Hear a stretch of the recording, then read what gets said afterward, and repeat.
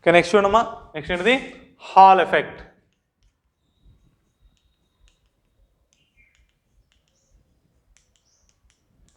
Hall effect అంటే ఏంటి? Hall effect is nothing but when a magnetic field is applied perpendicular to the current carrying conductor, some potential difference is developed between the points on opposite sides of a conductor is known as Hall effect. మనం తీసుకున్నటువంటి కండక్టర్లో కనుక current అనేది pass అవుతూ ఉన్నట్లయితే ఆ కరెంట్కి perpendicular డైరెక్షన్లో మనం ఒక మ్యాగ్నెటిక్ ఫీల్డ్ని అప్లై చేస్తే ఆపోజిట్ సైడ్స్లో ఏమవుతుంది? పొటెన్షియల్ డిఫరెన్స్ అనేది డెవలప్ అవుతుంది. ఈ ప్రాసెస్ని ఏమంటాం? హాల్ ఎఫెక్ట్ అంటాం. సరే, ఈ హాల్ ఎఫెక్ట్ అనేది ఏ విధంగా వస్తుందో చూద్దాం. ఫర్ ఎగ్జాంపుల్ ఎదుకోండి, ఇది ఒక కండక్టర్ అనుకుందాం.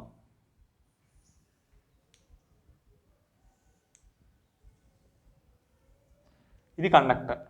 ఓకే, ఈ కండక్టర్ యొక్క ఇటు సైడు డి అనుకోండి, దీన్ని హైట్, ఈ లెంత్ని ఎల్ అనుకుందాం. ఇప్పుడు ఇందులో ఐ అనేటువంటి కరెంట్ వెళ్తుంది, కరెంట్ ఐ. ఓకే, నెక్స్ట్ దీనికి ఏం చేయాలి? మనం మ్యాగ్నెటిక్ ఫీల్డ్ అప్లై చేయాలి. ఇదిగోండి, డైరెక్షన్ కూడా తీసుకోండి. ఇది ఎక్స్ యాక్సిస్, ఇది వై యాక్సిస్ అనుకోండి, ఈ పై వైపుది జెడ్ యాక్సిస్ అనుకోండి. ఏమన్నాం హాల్ ఎఫెక్ట్ డెఫినేషన్లో? కరెంట్కి పర్పెండిక్యులర్ డైరెక్షన్లో మనం మ్యాగ్నెటిక్ ఫీల్డ్ అప్లై చేయాలి. కరెంట్ అనేది ఏ డైరెక్షన్లో పోతుంది? ఎక్స్ డైరెక్షన్లో పోతుంది. అంటే మనం ఏం చేద్దాం? వై డైరెక్షన్లో మ్యాగ్నెటిక్ ఫీల్డ్ అప్లై చేద్దాం. వై డైరెక్షన్లో ఏం అప్లై చేశాను? మ్యాగ్నెటిక్ ఫీల్డ్ అప్లై చేశాను. ఇప్పుడు ఇక్కడ మూవ్ అయ్యేటువంటి ఛార్జ్ మీద ఫోర్స్ అనేది ఉంటుంది.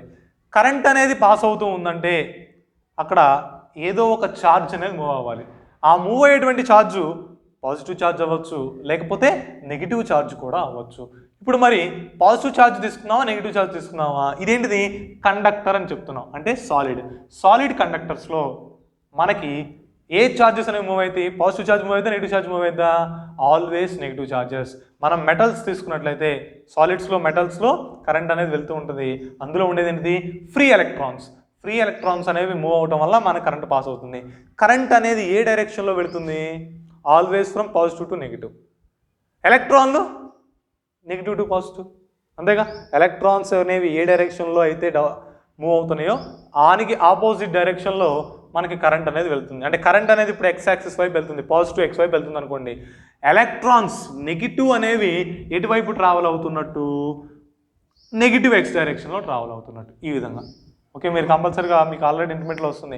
కరెంట్ అనేది ఏ డైరెక్షన్లో వెళ్తుందో అదే డైరెక్షన్లో పాజిటివ్ ఛార్జ్ వెళ్ళింది, కరెంట్కి ఆపోజిట్ డైరెక్షన్లో నెగిటివ్ ఛార్జ్ వెళ్ళింది. ఇప్పుడు ఇందులో ఎలక్ట్రాన్స్ మొత్తం కూడా ఏమవుతున్నాయి? లెఫ్ట్ సైడ్ మూవ్ అవుతున్నాయి. ఎలక్ట్రాన్స్ అనేవి లెఫ్ట్ సైడ్ మూవ్ అవుతుంటే ఇక్కడ మనం ఏం చేసాం? ఒక పర్పెండిక్యులర్ మ్యాగ్నెటిక్ ఫీల్డ్ అప్లై చేసాం. ఇదిగోండి, మ్యాగ్నెటిక్ ఫీల్డ్ బిని అప్లై చేసాం. ఈ బి అనేటువంటి మ్యాగ్నెటిక్ ఫీల్డ్ని అప్లై చేయడం వల్ల ఈ ఎలక్ట్రాన్స్ మీద ఏమైనా ఫోర్స్ ఉంటుందా, ఉండదా? కంపల్సరీగా ఉంటుంది. ఛార్జ్ అనేది మూవ్ అవుతూ ఉన్నట్లయితే మ్యాగ్నెటిక్ ఫీల్డ్ వలన దాని మీద ఎంతో కొంత ఫోర్స్ ఉంటుందని ఇందాకే చెప్పాం. ఆ ఫోర్స్కి ఫార్ములా ఏంటి? F = Q × V bar cross B bar. Direction మనం దేని ద్వారా తెలుసుకోవచ్చు? ఫ్లెమింగ్ లెఫ్ట్ హ్యాండ్ రూల్ అని కూడా చెప్పాం. ఫ్లెమింగ్ లెఫ్ట్ హ్యాండ్ రూల్ ఏంటి? 4 ఫింగర్ అనేది మ్యాగ్నెటిక్ ఫీల్డ్ని తెలియజేస్తుంది, మిడిల్ ఫింగర్ అనేది కరెంట్ డైరెక్షన్ ఆఫ్ ది కరెంట్ని తెలియజేస్తుంది, థంబ్ అనేది ఫోర్స్ని తెలియజేస్తుంది. ఇప్పుడు ఇందులో మ్యాగ్నెటిక్ ఫీల్డ్ ఎటు ఉంది? వెనక వైపు ఉంది. ఇదిగోండి, ఈ డైరెక్షన్లో మ్యాగ్నెటిక్ ఫీల్డ్ వెనక వైపుకి. ఇది మ్యాగ్నెటిక్ ఫీల్డ్ కాబట్టి మ్యాగ్నెటిక్ ఫీల్డ్ అనుకుంది కాబట్టి ఇలా తిప్పాను. నెక్స్ట్ కరెంట్ ఎటు పోతుంది? ఎక్స్ డైరెక్షన్లో, అదే డైరెక్షన్లో ఉందిగా. థంబ్ ఎటు ఉంది? పై వైపుకి ఉంది. అంటే ఈ ఎలక్ట్రాన్స్ మీద మ్యాగ్నెటిక్ ఫీల్డ్ వలన వచ్చేటువంటి ఫోర్సు ఎటువైపు ఉంది? పై వైపుకి ఉంది. అంటే పై వైపుకి మ్యాగ్నెటిక్ ఫోర్స్ అనేది ఉంది. Fm అనేది పై వైపుకి ఉంది. ఇప్పుడు ఈ Fm వలన పైన ఏమవుతుంది? నెగిటివ్ ఛార్జెస్ అనేవి పెరుగుతూ పోతాయి, కింద ఏమైతే పాజిటివ్ ఛార్జెస్ అనేవి పెరుగుతూ పోతాయి, అంతేనా?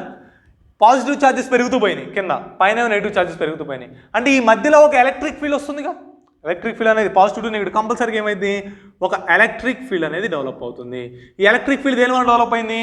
హాల్ ఎఫెక్ట్ వల్ల డెవలప్ అయింది. కాబట్టి దీన్ని ఏమంటారంటే హాల్ ఎలక్ట్రిక్ ఫీల్డ్. ఈ హెచ్ కింద తీసుకుంటాం. ఈ హెచ్ అనేది హాల్ ఎలక్ట్రిక్ ఫీల్డ్. ఇప్పుడు నెగిటివ్, ఇప్పుడు మ్యాగ్నెటిక్ ఫోర్స్ పై వైపుకు ఉంది, ఇక్కడ ఎలక్ట్రిక్ ఫీల్డ్ పెరుగుతుంది. ఈ ఎలక్ట్రిక్ ఫీల్డ్ ఈ నెగిటివ్ని ఏం చేస్తుంది? ఆటోమేటిక్గా కిందకి లాగుతుంది. ఇదిగోండి, ఇది ఎలక్ట్రాన్ అనుకోండి అమ్మా.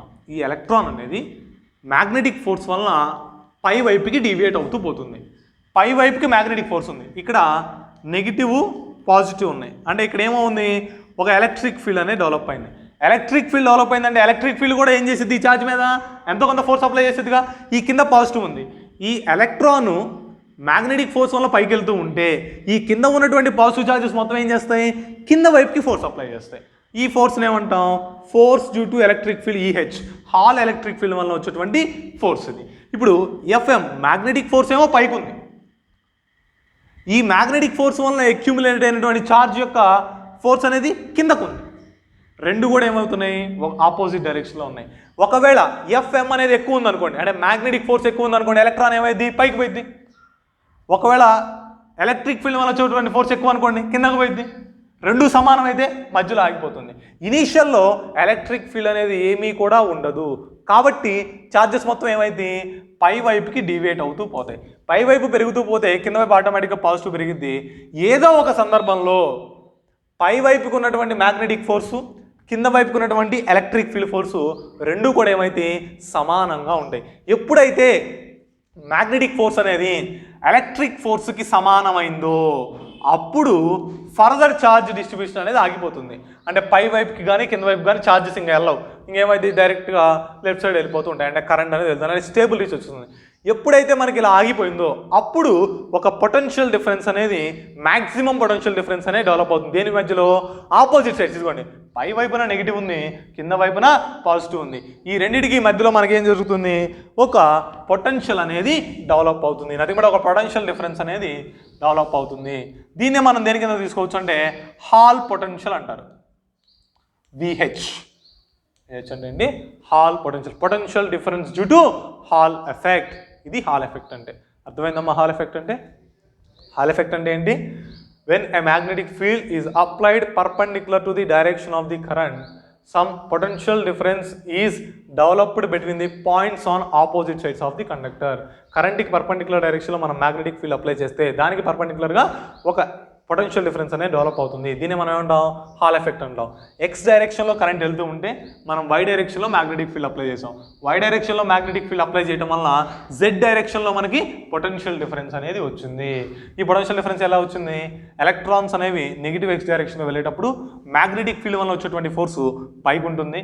అప్పుడు కాబట్టి ఎలక్ట్రాన్స్ మొత్తం పైకి వెళ్తూ ఉంటాయి. ఎలక్ట్రాన్స్ పైకి వెళ్ళి అంటే ఆటోమేటిక్గా ఈక్వల్ పాజిటివ్ ఛార్జ్ అనేది కింద వైపు డెవలప్ అవుతుంది. అంటే ఈ హాల్ ఎఫెక్ట్ వల్ల ఏమవుతుంది, కొంత ఎలక్ట్రిక్ ఫీల్డ్ అనేది డెవలప్ అవుతుంది. ఈ డెవలప్ అయినటువంటి ఎలక్ట్రిక్ ఫీల్డ్ ఏమనుకుంటాం, హాల్ ఎలక్ట్రిక్ ఫీల్డ్ అనుకుంటాం. అదేవిధంగా ఈ హాల్ ఎలక్ట్రిక్ ఫీల్డ్ కూడా ఏం చేస్తుంది, ఈ ఎలక్ట్రాన్ మీద ఫోర్స్ అప్లై చేస్తుంది. మ్యాగ్నెటిక్ ఫీల్డ్ వచ్చేటువంటి ఫోర్స్ ఏమో పై వైపుకు ఉంటుంది, ఎలక్ట్రిక్ ఫీల్డ్ మీద వచ్చేటువంటి ఫోర్స్ ఏమో కింద వైపుకు ఉంటుంది. రెండు కూడా ఏ విధంగా ఉన్నాయి, ఆపోజిట్ డైరెక్షన్లో ఉన్నాయి. ఆపోజిట్ డైరెక్షన్లో ఉన్నాయి కాబట్టి ఎక్కడో ఒక చోట మ్యాగ్నెటిక్ ఫోర్స్ అనేది ఎలక్ట్రిక్ ఫోర్స్కి సమానం అవుతుంది. అప్పుడు మనకి హాల్ ఎఫెక్ట్ అనేది ఇంకా ఫర్దర్ డిస్ట్రిబ్యూషన్ ఆఫ్ ఛార్జ్ అనేది ఆగిపోతుంది. అప్పుడు మ్యాక్సిమం పొటెన్షియల్ డిఫరెన్స్ వచ్చింది. ఆ మ్యాక్సిమం పొటెన్షియల్ డిఫరెన్స్ దేని కింద తీసుకుంటాం, హాల్ పొటెన్షియల్ కింద తీసుకుంటాము. ఇది హాల్ ఎఫెక్ట్ యొక్క థియరీ, అంటే ఏ విధంగా వస్తుందని. ఇప్పుడు దీనికి సంబంధించి డెరివేషన్ చూద్దాం. ఈ హాల్ ఎఫెక్ట్ అనేది మ్యాక్సిమం పొటెన్షియల్ డిఫరెన్స్ ఎప్పుడు వచ్చిద్దామా, నెట్ ఫోర్స్ అనేది 0 అయినప్పుడు. ఇప్పుడు ఫోర్స్ అనేది ఎంత యాక్ట్ అవుతుంది ఛార్జ్ మీద, F is equal to FEH plus FM. Force due to electric field అంటే ఏం రాయాలి, Q ఇంటూ EH అంతేనా. అదేవిధంగా force due to magnetic field అంటే Q into V bar cross B bar. ఇందాక చెప్పాను, దాని ప్రకారం ఈ ఫార్ములా రాశాను. ఇక్కడ నెట్ ఫోర్స్ ఎంత అవుతుంది అన్నాం, 0 అంటున్నాం. అంటే F ఈక్వల్ ఎంత అయింది, 0 అవుతుంది. F ఈక్వల్ టు 0 అయితే Q into EH bar plus Q into V bar plus B bar equal to 0. అయితే ఇక్కడ మనం ఒక చిన్న టర్మ్ని మారుస్తాం. ఏంటంటే V అంటే ఏంటి, velocity of the electrons. Electrons అనేవి ఎంత వెలాసిటీతో మూవ్ అవుతుంటాయి, మనకి డ్రిఫ్ట్ వెలాసిటీతో మూవ్ అవుతుంటాయి. ఎంత వెలాసిటీతో మూవ్ అవుతుంటాయి, డ్రిఫ్ట్ వెలాసిటీ. డ్రిఫ్ట్ వెలాసిటీ అంటే తెలుసు కదా, ఆల్రెడీ మీకు ఇంటర్మీడియట్లో వస్తుంది. డ్రిఫ్ట్ వెలాసిటీ అంటే ఏంటి, the average velocity with which an electron will reaches the positive plate of the conductor is known as drift velocity. మనం కరెంట్ అనేది పాస్ అవుతూ ఉన్నప్పుడు ఒక్కొక్క ఎలక్ట్రాన్ అనేది యావరేజ్గా ఎంత స్పీడ్తో అయితే పాజిటివ్ ప్లేట్ దగ్గరకు వస్తుందో దాన్ని డ్రిఫ్ట్ వెలాసిటీ అంటాం. అది వీడి. అంటే ఇక్కడ V ప్లేస్ నేను రాయాలి, VD రాయాలి, VD. ఇప్పుడు ఈ ఒక టర్మ్ని అటు తీసుకెళ్తే Q into EH bar equal to minus Q into VD bar cross B bar అవుతుంది. Q క్యాన్సిల్ అయితే EH bar equal to minus VD bar cross B bar. A bar cross B bar అంటే ఏం రాసుకోవచ్చమ్మా, AB sine theta అని రాసుకోవచ్చు. ఇప్పుడు విడి bar cross B bar అంటే VD into B into sine theta రాయొచ్చు. థీటా అనేది ఎక్కడ ఉన్నటువంటి యాంగిల్, డ్రిఫ్ట్ వెలాసిటీకి మ్యాగ్నెటిక్ ఫీల్డ్కి మధ్యలో ఉన్నటువంటి యాంగిల్. డ్రిఫ్ట్ వెలాసిటీ అనేది ఎటువైపు ఉంది, నెగిటివ్ ఎక్స్ డైరెక్షన్లో ఉంది. మ్యాగ్నెటిక్ ఫీల్డ్ అనేది వై డైరెక్షన్లో ఉంది. అంటే డ్రిఫ్ట్ వెలాసిటీ ఎక్స్ డైరెక్షన్లో ఉంది, మ్యాగ్నెటిక్ ఫీల్డ్ వై డైరెక్షన్లో ఉంది. రెండింటి మధ్యలో యాంగిల్ ఎంత అవుతుంది, 90 degrees అవుతుంది. అప్పుడు సైన్ 90 ఎంత అవుతుంది, 1 అవుతుంది. అంటే విడి బార్ క్రాస్ బి బార్ ఏమని రాసుకోవచ్చు, విడి ఇంటూ బి అని రాసుకోవచ్చు. అంటే ఇక్కడ మ్యాగ్నిట్యూడ్ రూపంలోకి మార్చుకున్నట్లయితే EH is equal to minus VD into B అవుతుంది. ఇక్కడ మైనస్ అనేది ఏం తెలియజేస్తుందమ్మా, డైరెక్షన్ ఆఫ్ ది ఎలక్ట్రిక్ ఫీల్డ్ని తెలియజేస్తుంది. Hall electric field.